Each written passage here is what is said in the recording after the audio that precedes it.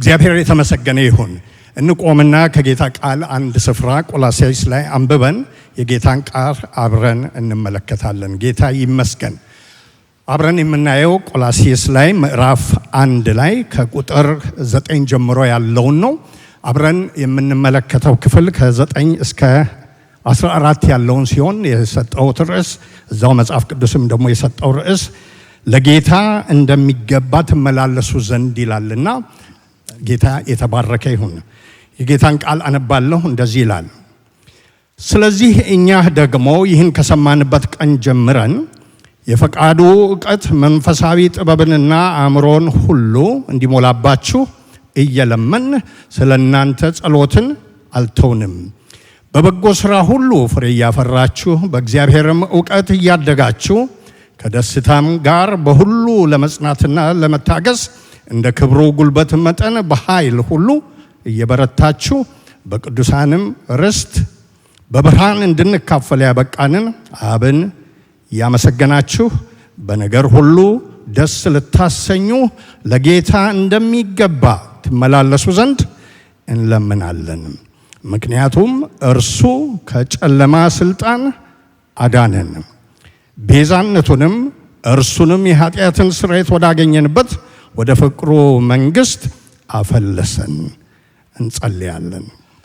አቤቱ ታላቅና የተፈራህ እግዚአብሔር አባታችንና አምላካችን ሆይ በዚህ ማለዳ በብዙ ምስጋና ወደፊት እንቀርባለን።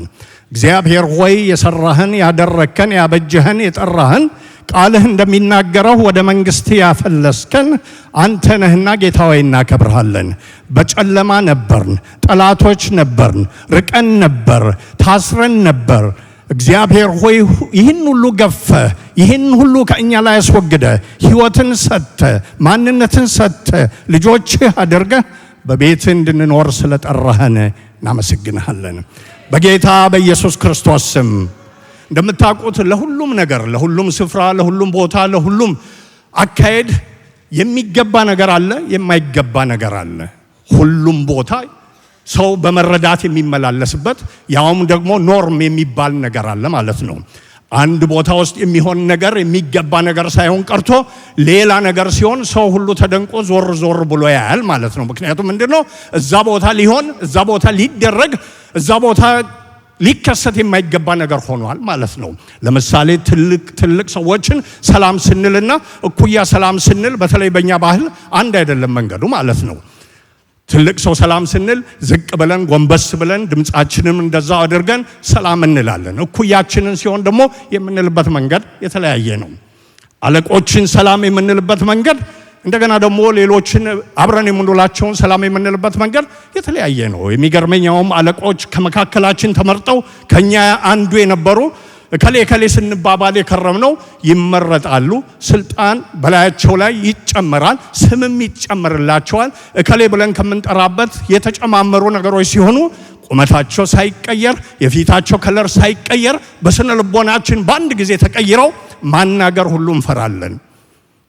ማክበር ይጨመራል በልባችን ውስጥ። የምንናገርበት አነጋገር ራሱ የተቆጠበ ይሆናል። ምን መጣ? አለቃ ሆነዋል ማለት ነው። ስለዚህ ለአለቃ የሚገባ አለ፣ እንደገና ደግሞ ለኩያ በየሰፈሩ ለምንውልበት የሚገባ አካሄድ አለ ማለት ነው። ይህም ብቻ አይደለም። ከቦታ አኳያ ብንሄድ ለሰርግ ቤት የሚገባ አኗኗርና አካሄድ አለ፣ እንደገናም ደግሞ ለለቅሶ ቤት የሚገባ አኗኗርና አካሄድ አለ ማለት ነው። ሰርግ ቤት ሰው ሲሰበሰብ አንድ ሰው ነጠላን በእኛ ሀገር ባህል አዘቅዝቆ እያለቀሰ ውይ እያለ ቢገባ ምንድን ነው የሚሆነው? ወይም ደግሞ አገላብጣችሁ አስቡ ማለት ነው። ሰው ለቅሶ አዝኖ ተቀምጦ እያለ የሚመጣ ሰው ሁሉ እየሳቀ ለለለለ እያለ ቢመጣ ችግር ነው ማለት ነው። ለለቅሶ ቤት የሚገባ ነገር አለ፣ ለሰርግ ቤት ደግሞ የሚገባ ነገር አለ ማለት ነው። ልክ እንደዚያው ደግሞ ለታችኛው መንግስት የሚገባ አኗኗር አለ። ለዚህ ደግሞ ከፍ ላለው መንግስት ጌታ እኛን ለጠራበት በልጁ እኛን ዋጅቶ ላስገባን መንግስት የሚኖርበት ኑሮ፣ የምንሄድበት አካሄድ፣ የምናስብበት አስተሳሰብ በተለየ ሁኔታ አለ ማለት ነው። ሁለቱ ማች አያደርግም ማለት ነው። ቅድም ያነበብኩት ቃል ላይ የጌታ ቃል ሲናገር ምን ይላል?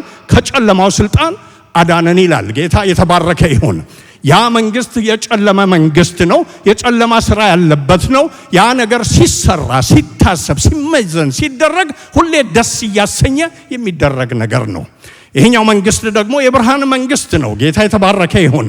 ንጉሱ ጌታችን ኢየሱስ ክርስቶስ የሆነበት የእግዚአብሔር ልጅ የእግዚአብሔር አምሳያ የሆነ ሰማየ ሰማያት ላይ ከፍ ብሎ ሳለ ራሱን አዋርዶ መጥቶ እግዚአብሔርንና ማንነቱን የገለጠ ስለኛ በመስቀል ላይ ሞቶ የተነሳ ሞትን ድል አድርጎ ደግሞ ተነስቶ ወደ አብ ያረገ በቀኙ የተቀመጠ ዳግም የሚመጣው እሱ ንጉሥ የሆነበት መንግስት ነው። ስለዚህ ለየቅል ነው።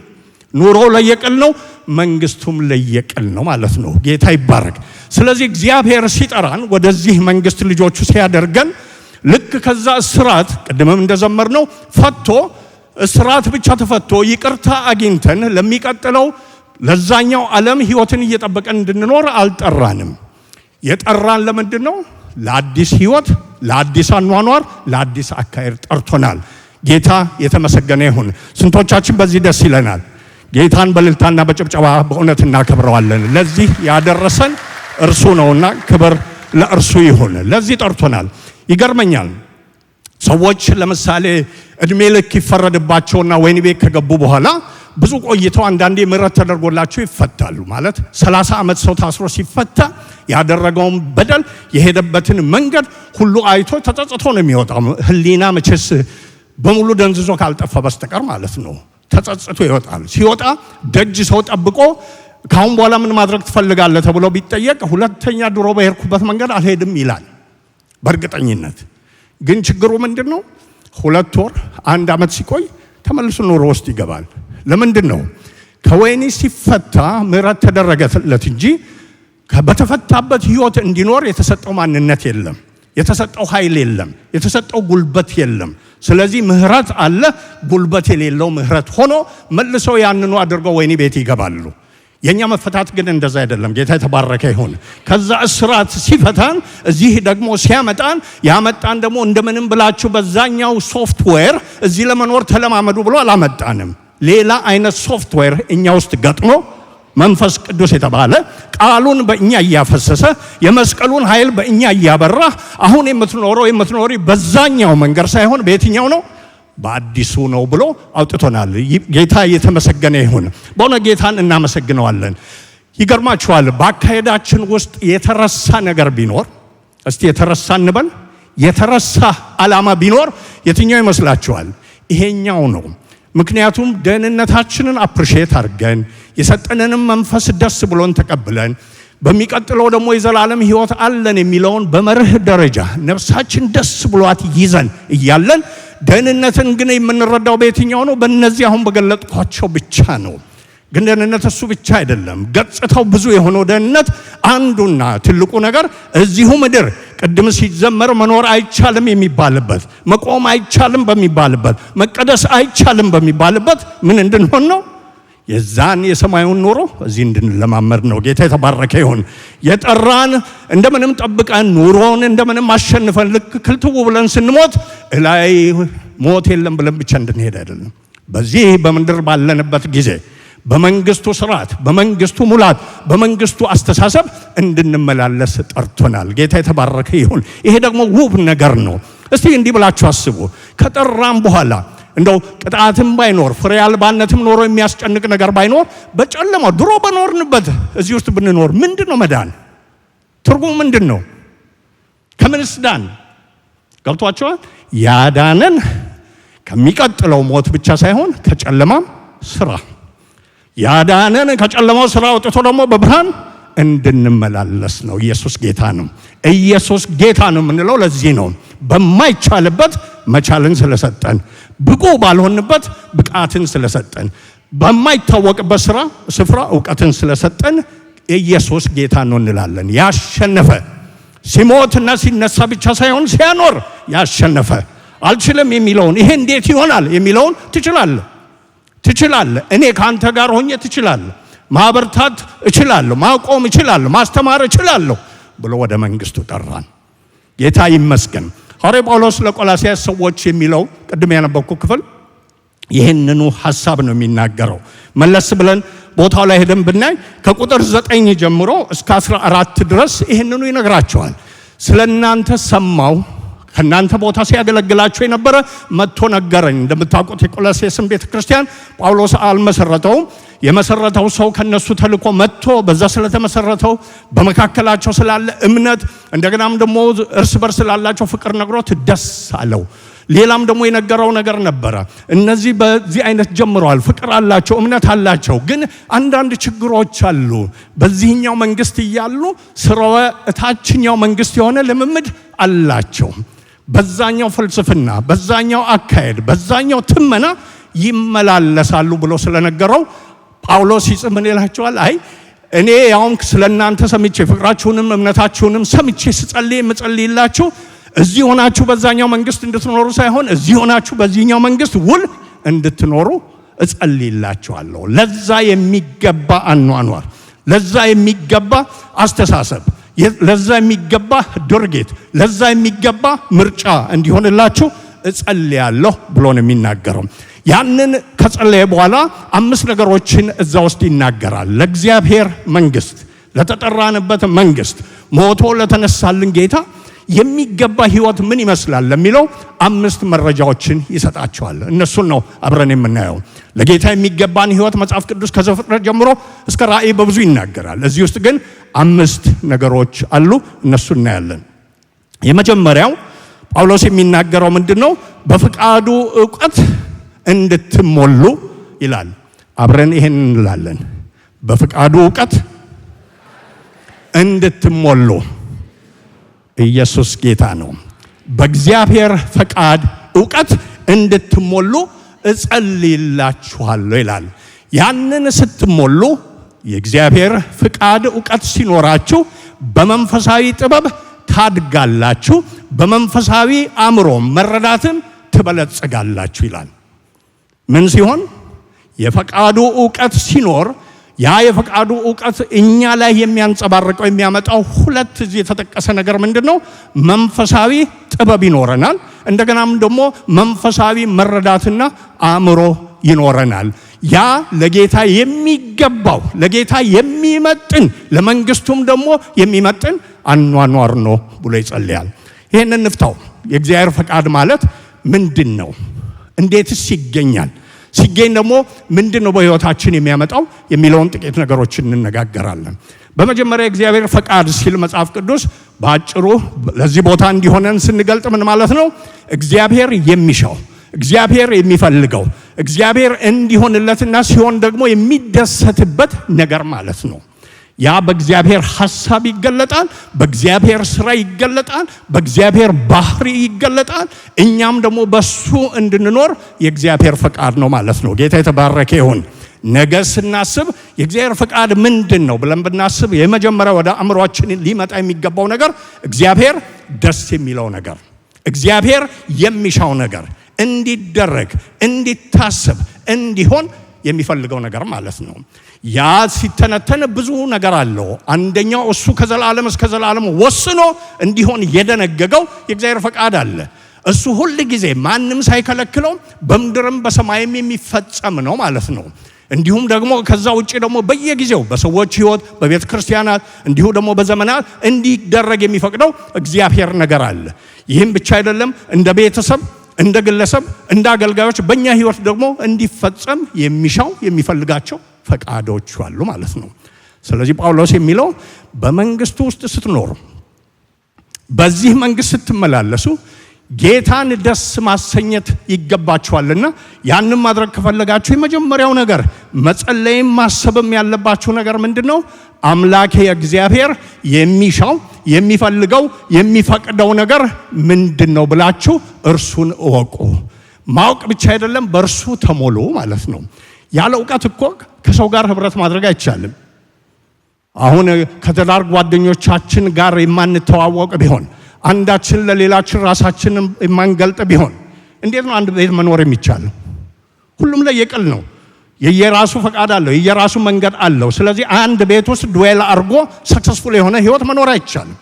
እንደ ቤተሰብ ደግሞ ልጆች ስናሳድግ በቤት ውስጥ ያለው ነገር በውል ለሁሉም ካልታወቀ የእያንዳንዱ ፍቃድ ካልተገለጠ አንድ ቤተሰብ እንዴት ሆኖ ሊኖር ይችላል? መኖር አይቻልም ማለት ነው። መጋጨት ነው የሚበዛው። በጌታም መንግስት ከእርሱ ጋር እንኖራለን እርሱንም ደግሞ እናገለግላለን ስንል ፈቃዱ ምንድነው የሚለውን ካልተረዳን በዛ ደግሞ እየተረዳን እየተሞላን ካልሄድን በድንግዝግዝ እንደሚሄድ በመላምት እንደሚሄድ እንሆናለን ማለት ነው። እኛ ፈቃዱ ነው ብለን የምንሰራው ፕሮባብሊ እኛ ፈቃድ ብቻ ነው። እኛ ፈቃዱ ነው ብለን የምንሰራው ወይም ደግሞ የታችኛው ሰፈር ነገር ሊሆን ይችላል። ስለዚህ ዋነኛው የመጀመሪያው ነገር እግዚአብሔርን ለማስደሰት እሱንም አክብሮ ለመኖር ፈቃድህ ምንድነው ብሎ መጠየቅና ማወቅ መረዳትና መለማመድ ያስፈልጋል። ታስታውሱ እንደሆነ ሐዋርያ ጳውሎስ መጀመሪያ ደማስቆ መንገድ ላይ ጌታ ሲገናኘው የጠየቀው ነገር ምንድነው? ማን ጌታ ሆይ ብሎ ሲጠይቀው አንተ የምታሳድደኝ ናዝሬቱ ኢየሱስ ነኝ ብሎ በተናገረው ጊዜ ምን ብሎ ጠየቀው? ጌታ ሆይ ምን አደርግ ዘንድ ትወዳለህ? ጌታ ይመስገን።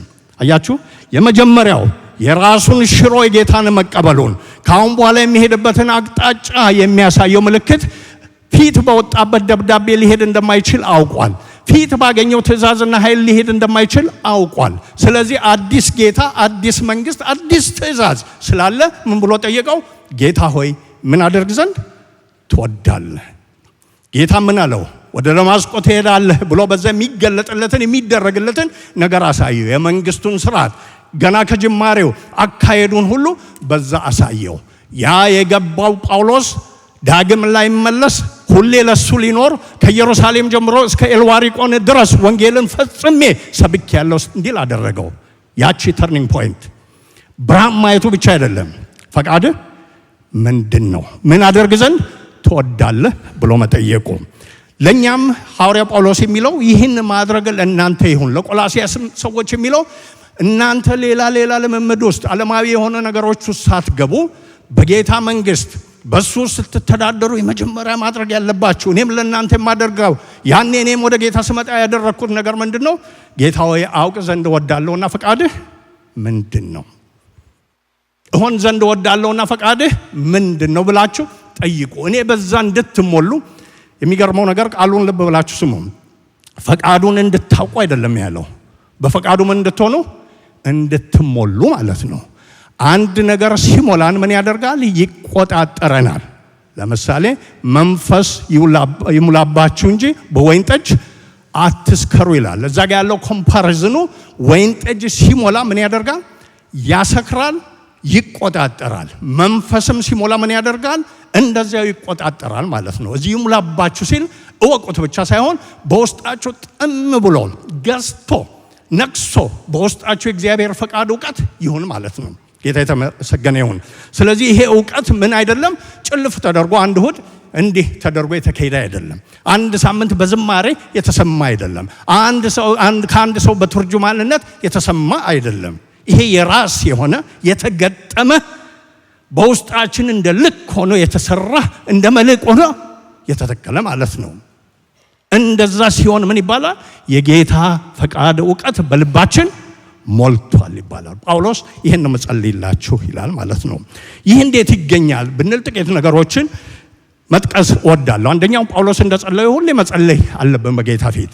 ይገርማችኋል፣ መንፈሳዊ ነገር ምንድነው? ድግምታዊ አይደለም። ምን ማለት ነው ድግምታዊ? ዝም ብለን ስላነበብነው ነው ወይም ደግሞ አሁን ካልሆነ ብቻ ስላልነው ብቅ የሚል አይደለም። ሂደታዊ የሆኑ ነገሮች አሉት ማለት ነው። ስለዚህ አንዱ እግዚአብሔር ይሄን እኛን በፈለገው መንገድ በፈለገው ጊዜ ሊሞላ ይችላል። ግን ያዘጋጀው መንፈሳዊ ስርዓት እርሱን በተለያየ መንገድ ቀርበን አብረነው ውለን አሽቶን ተዋውቀን አውቆን ፈቃዱን ሊገልጥልን ይወዳል ማለት ነው። ለዛ ያሉ መርሆች እዚህ ከምንመጣበት ጨምሮ ምንድነው? ጸሎት ያስፈልጋል። ጸሎት ስላችሁ ይሄ ማለዳ የለመድነው ጸሎት አይደለም። እንደው አመሰግናለሁ ስለሰጠኝ ቀኑን ደግሞ ባርክልኝ፣ ማታም ስንመጣ አመሰግናለሁ ስለዋልከኝ ማታውን ደግሞ በሰላም አሳድረኝ። ይሄ ትራንዛክሽን ነው። ገብቷችኋል? ጥሩ ነው፣ ግን ቤዚክ ነው። ፈቃዱን የሚያሳየን ጸሎት የቱን አይነት ነው? አብሮ የመዋል ጸሎት፣ ተንበርክኮ እሱን የማሰብ ጸሎት፣ እየሄዱ የማሰላሰል ጸሎት፣ ቃሉን በልብ እየሞሉ እርሱን የማነጋገር ጸሎት፣ ሁሌ ቱጌዘር መሆን ማለት ነው። ጸሎት ባይ ዴፊኒሽን ጠይቆ መቀበልና ለጠየቁት ነገር መመለስ ማለት አይደለም። አብሮነት ነው። በፊቱ ነፍስን ማፍሰስ ነው። በዛ ውስጥ ምን ይሆናል? ይገርማችኋል። ጌታ እንደወደደው እንደ አቅማችን እንደ ልካችን ማንነቱን ይገልጥልናል ማለት ምንም ትርጅማን ሳያስፈልገው እንደ ልካችን ይገልጣል። ጌታ የተባረከ ይሁን። ሳሙኤልን በብሉይ ኪዳን ታስታውሳላችሁ አይደል? በኤሊ መንደር ያደገ ልጆቹ ሲባልጉ እያለ ያደገ በዛ ውስጥ ያደገው ላይ ምንም የሚያሳድግ ሰው በሌለበት ባደገው ላይ ጌታ ሲመጣ ጠራው። ታሪኩን እንደምታውቁት አንድ ቢጠራው አልሰማም፣ ሁለተኛ ቢጠራው አልሰማም፣ ሶስተኛ እስኪሰማ ድረስ ጠራው። አቤት ባሪያ ይሰማልና ተናገር ሲል ጌታ ደግሞ ፈቃዱን ገለጠለት። ኤሊ ያልተገለጠለት ቢሰማውም የማይደንቀው ለማን ተገለጠ? ለሳሙኤል፣ ለብላቴናው፣ በጸሎት ለተገኘው፣ በጌታ ዘንድ በጌታ ፊት እንዲውል ለተሰጠው ተገለጠ። የጌታን ፈቃድ እውቀት እያወቀን ማደግ ከፈለግን ወንድሞቼ ሾርት ካት የለውም። ብቅ ብለን አገልጋዮች በሰጡን ብቻ እዛ አንደርስም። ልናውቅ እንችላለን፣ ግን መሰረታዊ ነው። ደግሞ የሚሻለው ይሄ ሰልፍ ዲስከቨሪ የሚባል ነገር አለ። ጌታን ትሩ ሰምበዲ ከማወቅ ዳይሬክት ኮኔክሽን ፈጥረን ሁሌ ማወቅ መልካም ነው። ገብቷችኋል? ስለዚህ ስንጸልይ በዛ ጊዜያችን ቤት ሆነን ሊሆን ይችላል፣ ስራ ቦታ ሊሆን ይችላል፣ መንገድ ሊሆን ይችላል፣ ጊዜ ሰጥተን ሊሆን ይችላል። ስንጸልይ ጌታ እንደፈቀድን እንደወደር ነው ለእርሱ ጊዜ እንደሰጠ ነው እንደተገዛንለት የሚያሳይ እውነታ ስለሆነ ደስ ብሎት የልቡን ፈቃድ አጀንዳውን በእኛ ውስጥ ፍስስ ያደርግልናል ማለት ነው።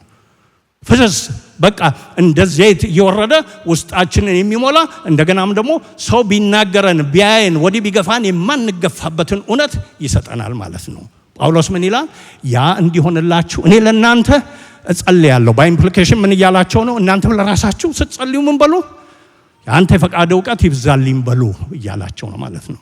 ስንጸልይ በጌታ ፊት ሐሳብ ምንድን ነው? ማንነት ምንድን ነው? ስራህ ምንድን ነው? አጀንዳህ ምንድን ነው?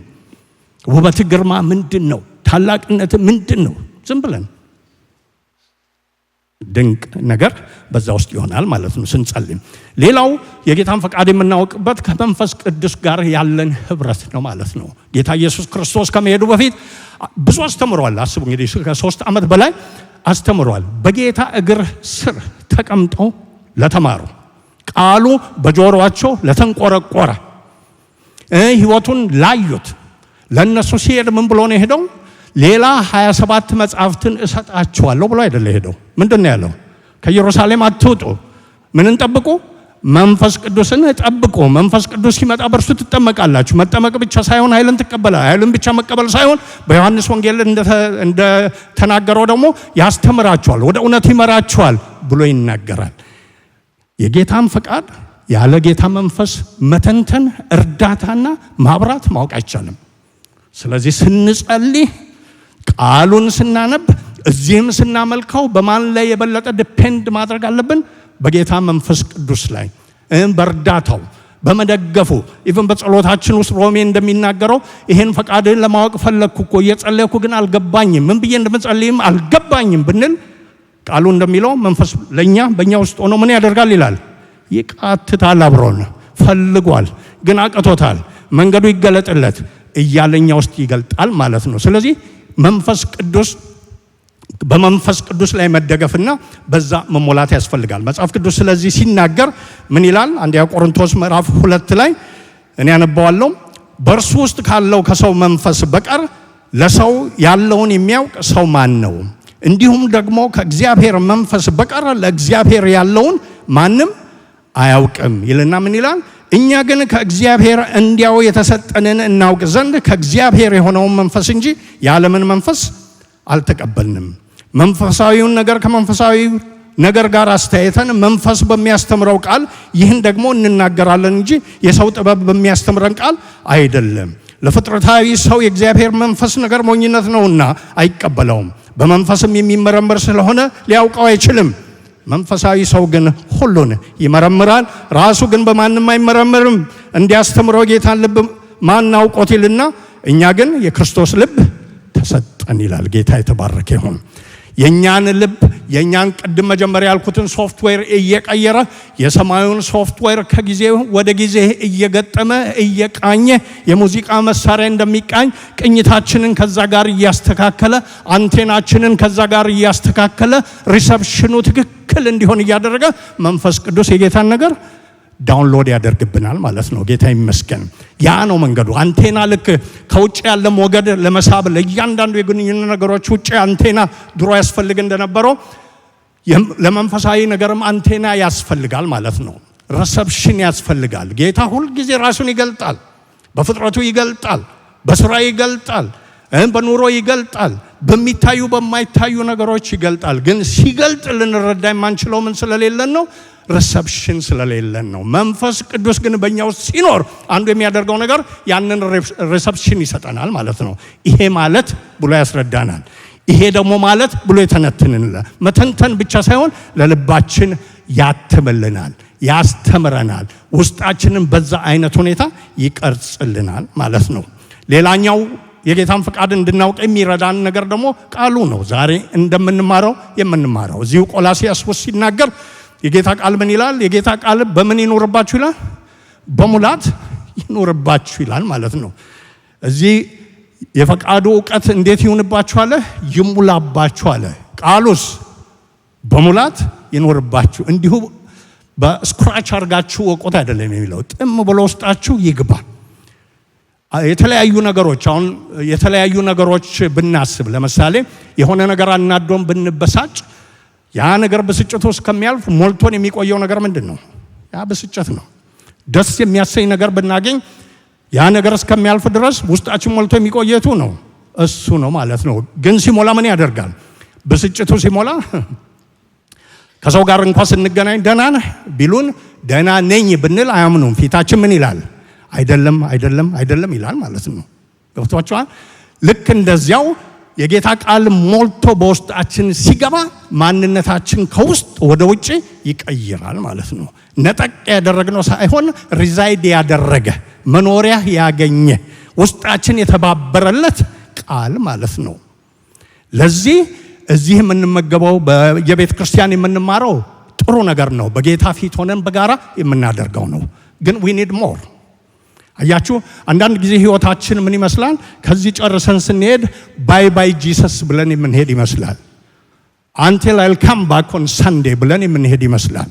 ባፋችንም ባንለው ኑሯችን ያንን ይመስላል። ከሰዓት እንሄዳለን፣ የቤት ነገር አለ፣ ነገ ለመሄድ እንዘጋጃለን። ያንን ስንለው አለቀ ከሰዓቱ። ሰኞ መጣ። ከሰኞ በኋላ የት እንዳለን ጌታና ማን ያውቃል? በል ጌታ ብቻ ያውቃል። በዛ ውለን ቅዳሜ ምሽት ሲመጣ tomorrow is Sunday ደግሞ ሄዳለሁ ወደ ጌታ እንላለን። መምጣታችን ሁሌ መልካም ነው። ግን እሁድ ከሰዓት ባይ ብለነው ሰኞ የምንመጣ ከሆነ ማን ነው እሁድ ከሰዓት ባይ ብለነው እሁድ ማለዳ በሚቀጥለው ሳምንት የምንመጣ ከሆነ በእኛ ውስጥ ሪዛይድ ያደረገ የሞላን ነገር እዚህም የሰማነው አይደለም። ፈቃዱም የፈቃዱም ዕውቀት አይሆንም። ማንም ይሞላን ከሰኞ እስከ ቅዳሜ ያዋከበን ነገር ነው የሚሞላን። ቆላስይስን ሰዎች የሚላቸው ምንድነው? በነዛ አትሞሉ። ኮንሺየስሊ ፐርፐስሊ እናንተ ምን አድርጉ? የፈቃዱ ዕውቀት ይሙላችሁ፣ በጸሎት ይሙላችሁ፣ በቃሉ ይሙላችሁ፣ በመንፈሱ ይሙላችሁ ብሎ ነው የሚናገረው ማለት ነው። እነዚህን do it quite often ማለት ነው። እንደ way of life አርጋችሁ ኑሩባቸው። ስትኖሩ እነዚህ ነገሮች ምን ያደርጋሉ? የእግዚአብሔርን ዕውቀት የእናንተ ሰከንድ ኔቸር ያደርጋሉ። አለኝ የለኝም ሳትሉ አላችሁ።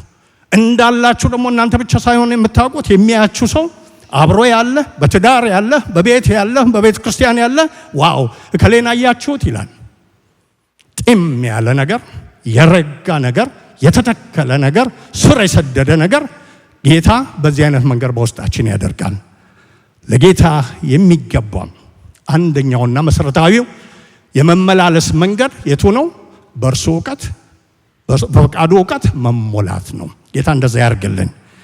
መዝሙር ላይ እንደሚጸልየው ፈቃዱን እንድናውቅ እየጸለይን ቃሉ በውስጣችን እንዲሞላ እየጸለይን ሌሎችም ነገሮች ከጊዜ አኳያ ያልገለጥኩም እንጂ ይሄ መምጣታችን አንዱ የሱን ፈቃድ ዕውቀት የምናየው ነው። ሰዎች አሁንም በስቶ ኦፕሽናል ያደርጋሉ እንዲህ አይነት ህብረትን። ምን ብለው? በስልክ ከሰማው ህብረት አይደለም፣ በቲቪ ካየው ህብረት አይደለም። ራሴስ ካነበብኩ መኪና ውስጥ እየሄድኩ ከሰማሁ ህብረት አይደለም። ዋናው የሚያስፈልገኝ ያውም አንዳንድ ሰዎች እንዲህ ሲሉ ሰምታችኋል። እኔ ኦርጋናይዝድ የሆነ ሪሊጅን ጠላለሁ ይላሉ። ጥሩ ነው። ኦርጋናይዝድ በሰው የሆነ ሪሊጅን ይጥሉ፣ እኛም ከነሱ ጋር ነን። ይሄ ግን በጌታ ኦርጋናይዝድ የሆነ እውነት እንደ ሪሊጅን አይቆጠርም። ቢቆጠርም ደግሞ አስፈላጊ ነው ማለት ነው። ገብቷችኋል? እኛን ጌታ ሲጠራን የጠራን በግልም ቢሆን ወደ ህብረት ጠርቶናል። ወደ ማን ህብረት? ወደ አባቱ ህብረት። ወደ ማን ህብረት? እርስ በርስ ወደ ሆነው ህብረት። ይሄን ህብረት ነፍሳችን ፎር ኤ ሰከንድ ኦፕሽናል ማድረግ ከጀመረች ይኸውላችሁ በጌታ ፊትና በመንፈስ ሆኜ እነግራችኋለሁ፣ ያ ድምፅ ከጌታ አይደለም። ብዙ ጊዜ ሲጀምር ምን ብሎ ነው የሚጀምረው? ቤተ ክርስቲያን ውስጥ ያሉ ችግሮችን፣ መከራዎችን፣ ብዙ ነገሮችን ሰዎችን ያሳይና አቃቂር ማውጣት ይጀምራል። እዚህ ላይ የለም እንግዲህ ጌታ ልቤ ውስጥ ያመጣው ነው። አቃቂር ማድረግ ይጀምራል። ያ ነው እከሌ ነው። አያችሁ፣ ሰው ጠርቶን እንደመጣን አይነት ማለት ነው። ሰው ጠርቶን እንደመጣን አቃቂር ይጀምራል። ከዛ በኋላ ምን ይላል? ኦኬ አይል ጎ ቱ ዳት ቸርች ማለት ይመጣል ፎር 2 weeks። ከዛ ደግሞ እዛም አልሄድም። ከዛ ይቀራል፣ ኦፕሽናል ይሆናል።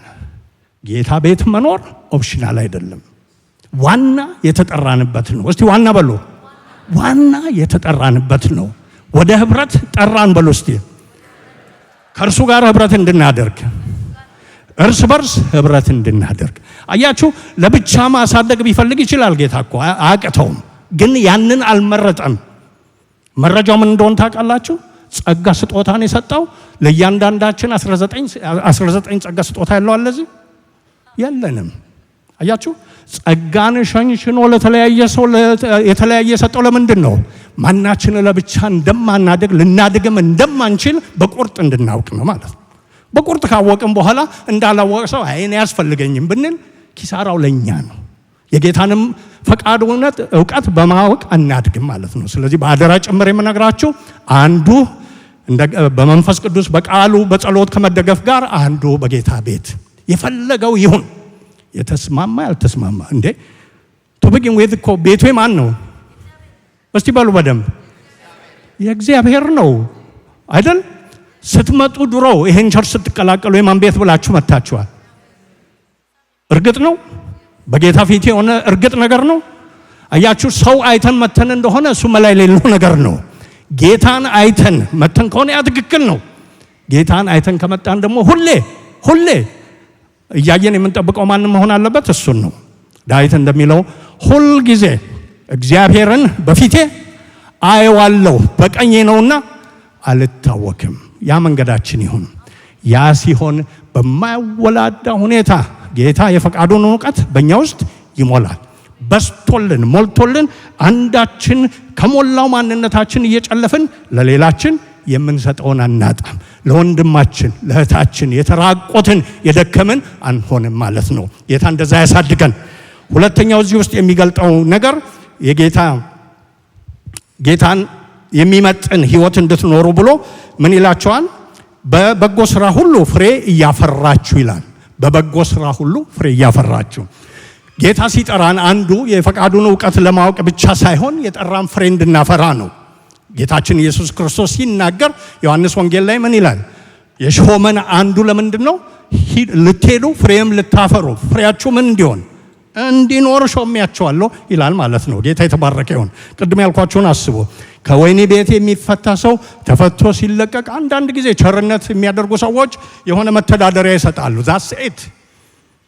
ለእኛ ግን ከዛ በላይ ነው ያደረገልን። ከወህኒው ስንፈታ ፈቃዴን እወቁ፣ ልቤን እወቁ፣ አጀንዳዬን እወቁ ብቻ ሳይሆን በዚህ ባወቃችሁት አጀንዳዬ፣ ፈቃዴ፣ በዚህ እውቀት ምን አድርጉ? ሄዳችሁ ፍሬን አፍሩ ብሎን ይላከን። የገባው በእኛ ውስጥ ቅዱስ የሆነው የጌታ ሐሳብ ምን የሚያደርግ ነው? አይድል ሆኖ የሚቀመጥ አይደለም። ፈቃዱ ልክ ልብ ውስጥ ሲገባ ዝም ብሎ ወለም ዘለም እያደረገ የሚያስቀምጥ አይደለም። ለዚህ ምስክሩ ራሱ ሐዋርያው ጳውሎስ ነው።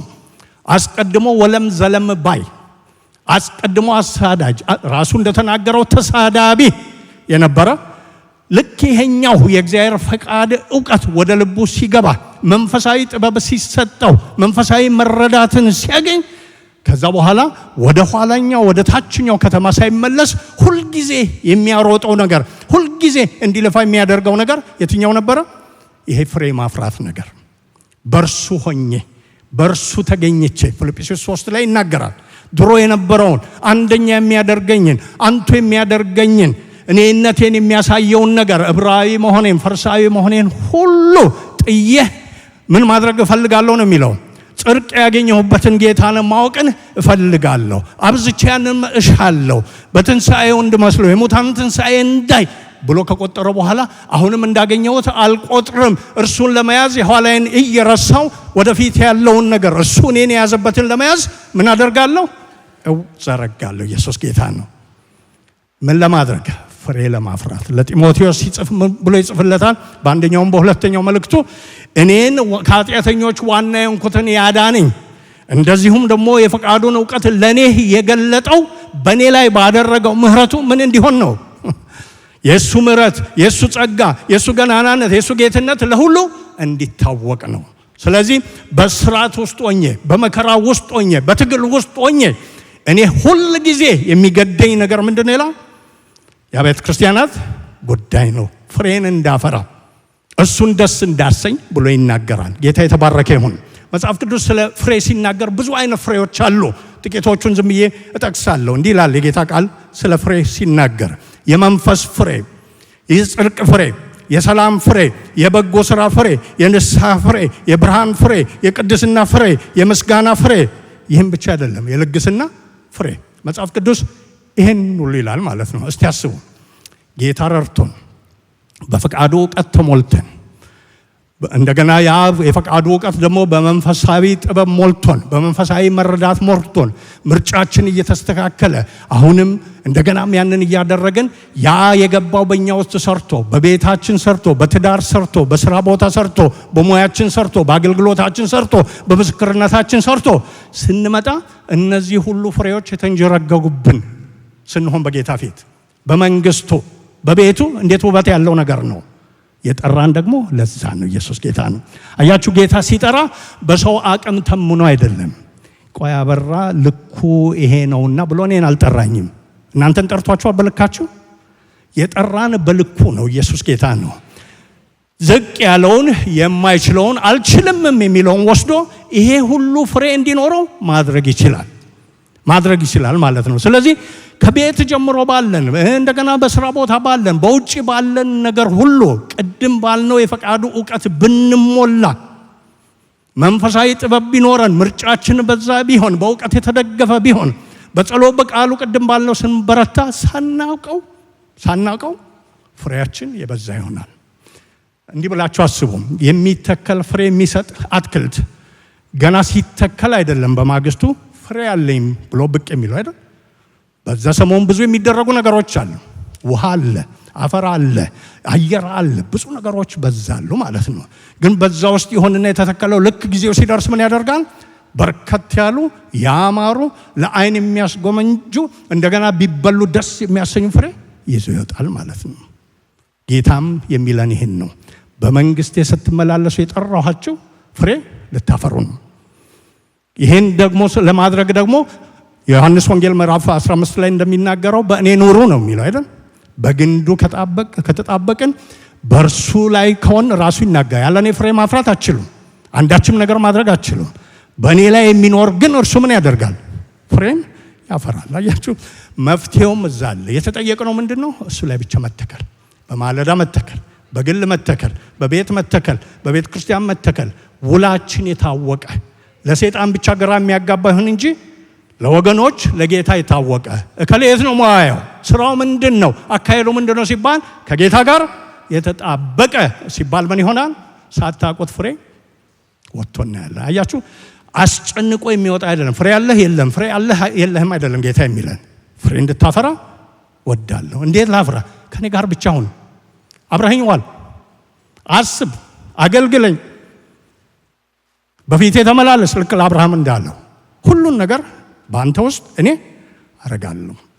ፍሬ እንድናፈራ ጠርቶናል። ያንን ፍሬ ደግሞ ስናፈራ በጌታ ፊት ያማረን ህይወት እኖራለን። ሶስተኛው እዚህ የሚናገረው ነገር ከፍሬ ቀጥሎ ምን ይላል? በእግዚአብሔርም እውቀት እያደጋችሁ መጀመሪያ እየተሞላችሁ አለ፣ ቀጥሎ እያፈራችሁ አለ። አሁን ሶስተኛው ደግሞ እያደጋችሁ በምን እደጉ ይላል? በእግዚአብሔር እውቀት። እንዲህ ብላችሁ መጠየቅ ትችላላችሁ፣ እንዴ ቅድም በፈቃዱ እውቀት አለን፣ አሁን ደግሞ ወረድ ብሎ በእግዚአብሔር እውቀት አለን፣ ምንድነው ልዩነቱ ማለት ተገቢ ነው ማለት ነው። ቸርች ውስጥ ባንሆን እጅ እያወጣን ብንጠያየቅ መልካም ነበር ማለት ነው። መልሱ እንደዚህ ነው። የእግዚአብሔር ፈቃድ ከማንነቱ የሚወጣ ፍላጎቱና መሻቱ ነው ማለት ነው ብለናል አይደል? ይሄኛው ግን ምንድነው እያለን ያለው? ፈቃዱንና መሻቱን ሳይሆን እሱን ራሱ ማንነቱን፣ ባህሪውን፣ ውበቱን፣ ግርማውን ሁሉ ምን አድርጉ? እወቁ። እሱን በማወቅ እደጉ። አያችሁ የቆላስያስ ሰዎች ምን ብለው አስበዋል? እሱን አወቁት፣ ማምለክ ጀመሩ፣ ማገልገል ጀመሩ። አሁን ዊ ኖ ሂም አይነት ነገር ብሎ ትንሽ ቦርድ የሆኑ ይመስላሉ። መጽሐፉን ስታነቡ ሌላ ሶፍትዌር ቅድም እንዳልኳችሁ ገጥሞ በዓለማዊኛው በሱ ቤት ሊመላለሱ ሲሉ ጳውሎስ አረገን ገና እኮ ነው የጀመራችሁት። you just started now አሁን ነው የጀመራችሁት። ሃን ያላችሁት ገና ምኑን አይታችሁ? የበዛ አለ፣ የተለቀ አለ፣ ለዛም ደግሞ በፈቃዱ እውቀት ውስጥ አለ፣ በፍሬ አለ ብሎ ቀጥሎ ምን ይላቸዋል? እርሱን ማወቅ ገና ጀመራችሁ እንጂ ኤግዞስት አላደረጋችሁ። ጌታ እግዚአብሔር ታውቆ የማያልቅ አምላክ ነው። ኢዮብ ላይ ምን ብሎ ይናገራል? እግዚአብሔር ታላቅ ነው እኛም አናውቀውም። እስቲ አብረን እንበል።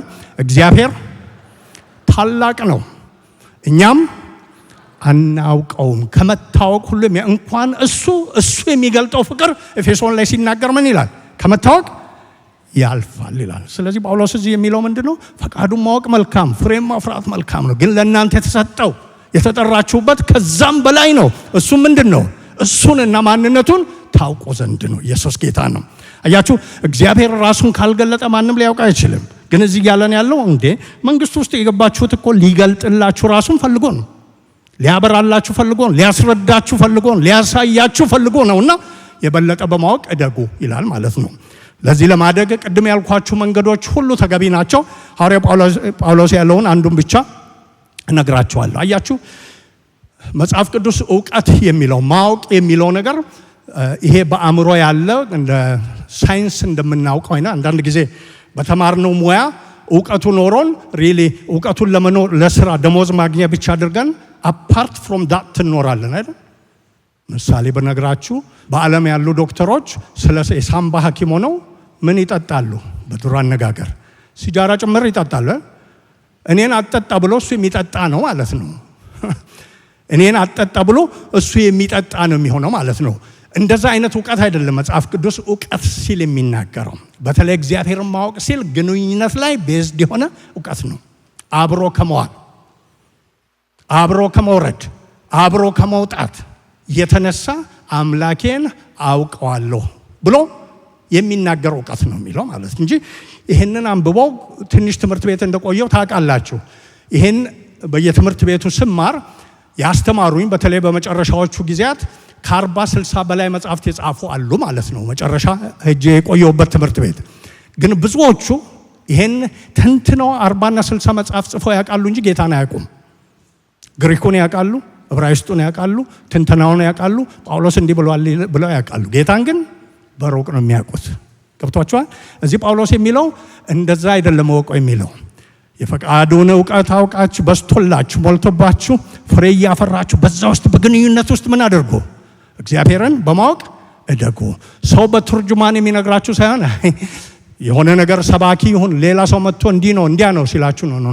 እኔ የማውቀው እግዚአብሔር በዚያ ያነበብኩት ብቻ ሳይሆን በህይወት የሰርቶ ገልጦ አሳይቶኝ ነክቼው ነክቶኝ የማውቀው ይሄ ነው የምንለው እንዲሆንልን ማለት ነው። ስለዚህ እግዚአብሔርን በማወቅ እደጉ ሲል ማንነቱን ሲል በግንኙነት መካከል ማለት ነው። ሐዋርያው ጳውሎስ እንደዚህ ይላል አንድ ቦታ ለጢሞቴዎስ ሲናገር፣ ስለዚህ ምክንያት ይህን መከራ ተቀብያለሁና ነገር ግን አላፍርበትም ይልና ምን ይላል? ያመንኩትን አውቃለሁ። ደስ ይለኛል ይሄ ቃል ማለት መከራ ተቀብያለሁ፣ እንዲሆኛለሁ ግን እንዲህ ሁሉ ሆኜ ምንም አላፍርም። ለምንድን ነው የማታፍረው ብሎ ሲጠይቀው ያመንኩትን አውቃለሁ፣ የተከተልኩትን አውቃለሁ። ማን ይላል?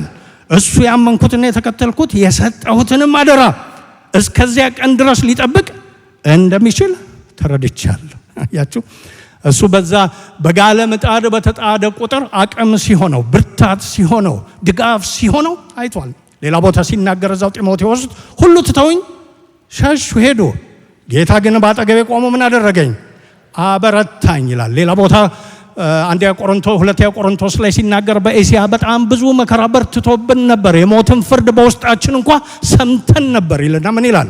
እርሱ ግን ይህን ከሚያክል ሞት አዳነን ያድነንማል። አያችሁ፣ ይሄ በቱርጁማን የመጣ እውቀት አይደለም። በምን የመጣ ነው?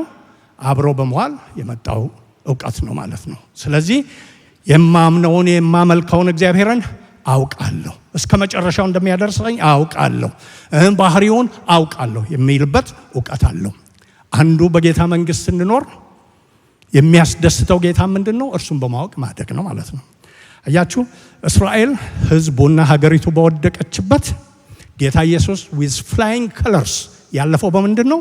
እስራኤል እግዚአብሔርን አወኩልና በደስታ ጊዜ በፈተና ጊዜ አጉረምርሞ ትቶት ይሄዳል። ጌታ ግን አወኩ ያለው በመከራም ጊዜ፣ መከራም በሌለበት ጊዜ፣ ሊያነክሱት በሚፈልጉም ጊዜ ሁሌ አውቆት ይኖራል ማለት ነው። ሲፈተን ማቴዎስ 14 ላይ ብዙ ፈተና ቀርቦለታል አይደል? እንዲህ አድርግ፣ ስገድልኝ፣ ይህን ሰጥሃለሁ፣ ድንጋዩን ዳቦ አድርግ። ጽኑ ሆኖ በዛ ውስጥ መለሰለት። የመለሰው መልስ ሲጠቃለል ምን የሚል ነው? የላከኝን አባቴን አውቀዋለሁ። መንገዱ ይሄ አይደለም፣ አሰራሩ ይሄ አይደለም፣ ወደ ክብር መድረሻው ይሄ አይደለም። አያችሁ፣ ያንን እንድንሆን ነው ጌታ የሚወደው ማለት። እንደዛ ስንሆን ለጌታ መንግስት የመጠንን የተገባን እንደገና ደግሞ ጌታን ደስ የምናሰኘው ነን ማለት ነው። ወደ መጨረሻው እየደረስን ነው። አራተኛው ምን ይላል? ይሄን እያደረጋችሁ ስትኖሩ ፈተና አለ። ቁጥር 12 ጀምሮ ወደ ታች ይናገራል ማለት ነው። ከደስታም ጋር በሁሉ ለመጽናትና ለመታገስ እንደ ክብሩ ጉልበት መጠን በኃይል ሁሉ እየበረታችሁ ይላል።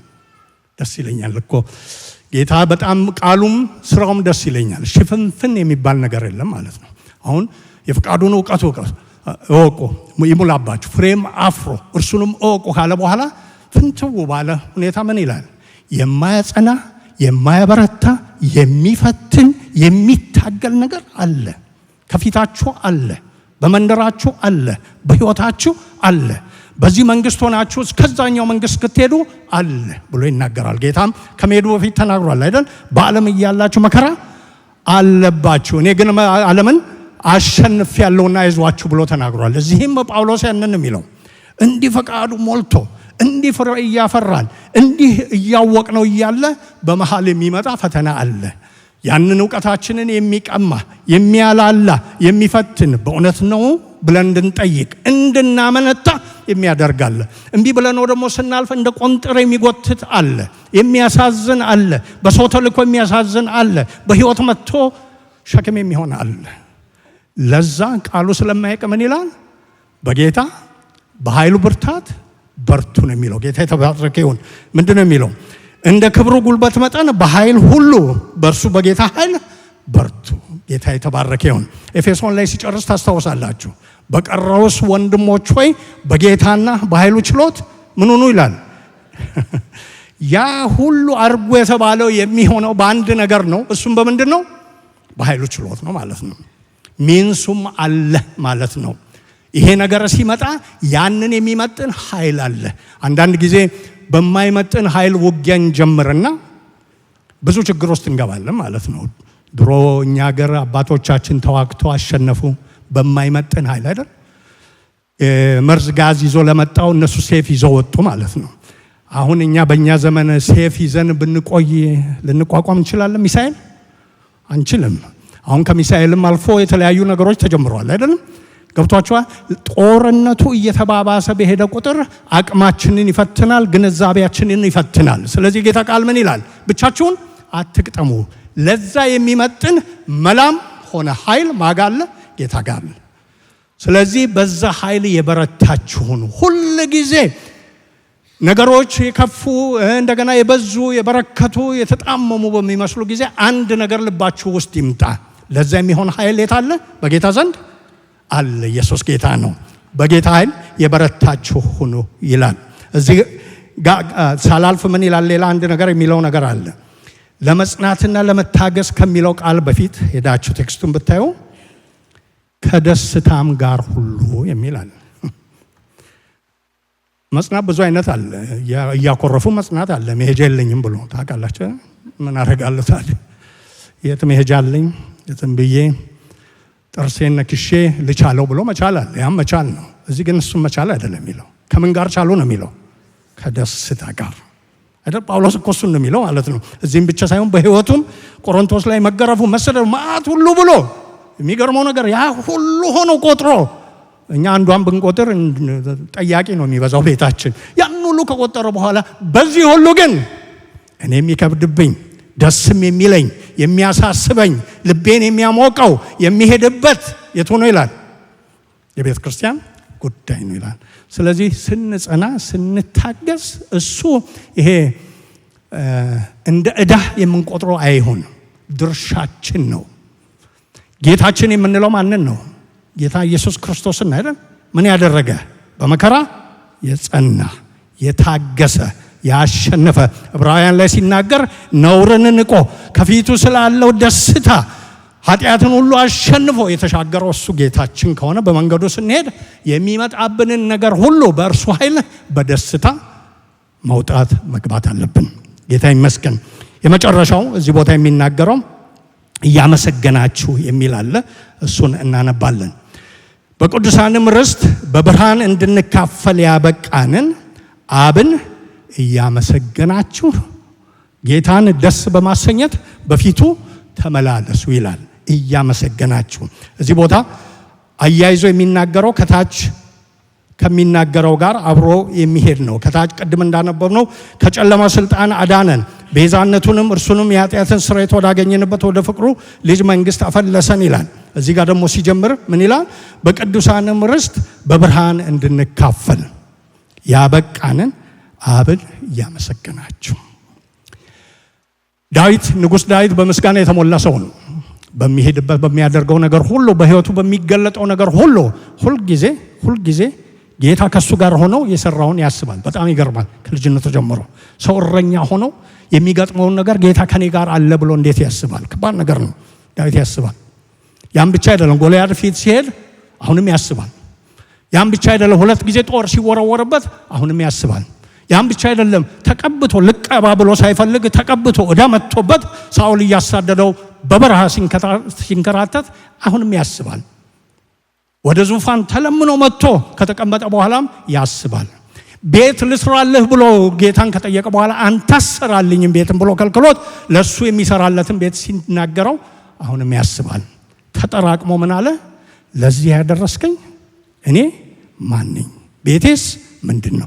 የአንድ ቀን ብልታ አይደለም። ገብቷችኋል? አንድ ቀን እንደው ደስ ይለው ብድግ ብሎ እኔ ማን ነኝ አይደለም ያለው። ሁሌ ህይወቱ እየተደነቀ እየተገረመ ለጌታ ምስጋና እየሰጠ የኖረ ስለሆነ ቤት እንኳን ሊሰራለት የፈለገው from that kind of gratitude ነው። ግን ሆኖም ጌታ አታደርግም ብሎ ሌላ ነገር ሲያመጣበት even this one ለኔ የሚገባ አይደለም ብሎ ጢም ብሎት በውስጡ ምስጋና ለጌታ አቀረበ። ጌታ አምላካችን የተባረከ ይሁን።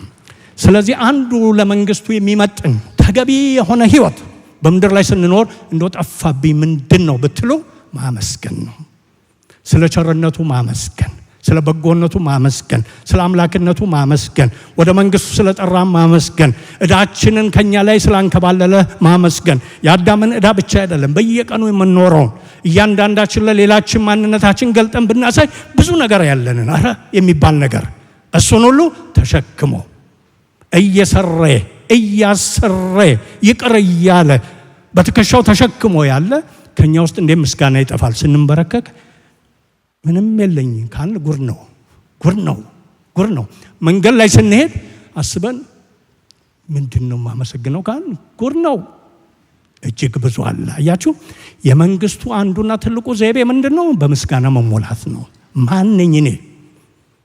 ስሙን ልጠራ። ማን ነኝ እኔ? በመንግስቱ ልኖር። ማን ነኝ እኔ? ቃሉን ላነብ። ማን ነኝ እኔ? ቃሉን ልሰማ። ማን ነኝ እኔ? ልቤ ሊለወጥ። ደስ አይልም?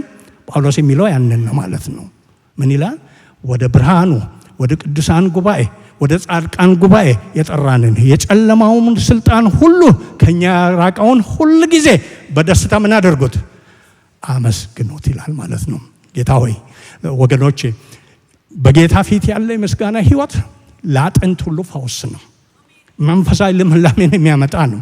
ታስታውሳላችሁ ሉቃስ ላይ ስምዖን የሚባል ፈሪሳዊ ጌታን ጠርቶት እሱ ከጌታ ጋር ያለ ግንኙነት ዝም ብሎ ድግስ ማድረግ ነው ብሎ አስቦ እያለ በሰፈሩ ሁሉ የታወቀች ኃጢአተኛ ናት የተባለች መታ ጥያቄም የለም ምንም የለም እግሩን በሽቶ ቀብታ እንደገና በእንባ እያራሰች በፀጉሯ ታደርቅ ነበር። ታስታውሳላችሁ ያንን ታሪክ አይደል? ሰውየው ተደንቆ እቺ እንዴት ተጠይፏት ማለት ነው፣ እቺ ማናት እግሩን የምትነካ? ነቢይ ቢሆን እኮ ያውቃል ብሎ ሲናገር ጌታ ግን መሰከረላት። ምን ብሎ መሰከረ? አንተ በአንተ ቤት ምስጋና ተሞልቻለሁ ብለህ ነው የጋበዝከኝ። አውት ኦፍ ግራቲቲዩድ ነው አይደለም? ግን ያደረከውን አስብ። ዘይት አልቀባህም፣ አልሳምከኝም፣ እግሬን አላጠብክም። ውጫዊ በሆኑ ነገሮች ማለት ነው። እሷ ደግሞ ምን አደረገች? ከዛ ሁሉ ያለፈ ውድ የሆነ ሽቶ የራሷን እንባ በፀጉሯ ከገባሁ ጀምሮ እስካሁን አላቋረጠችም አለውና ምን አለው? ብዙ የተተወለት ብዙ ይወዳል። ኢየሱስ ጌታ ነው። ብዙ ተትቶልናል፣ ብዙ ልንወድ ይገባል፣ ብዙ ልናመሰግን ይገባል። ቆመን ጌታ እናመሰግነዋለን።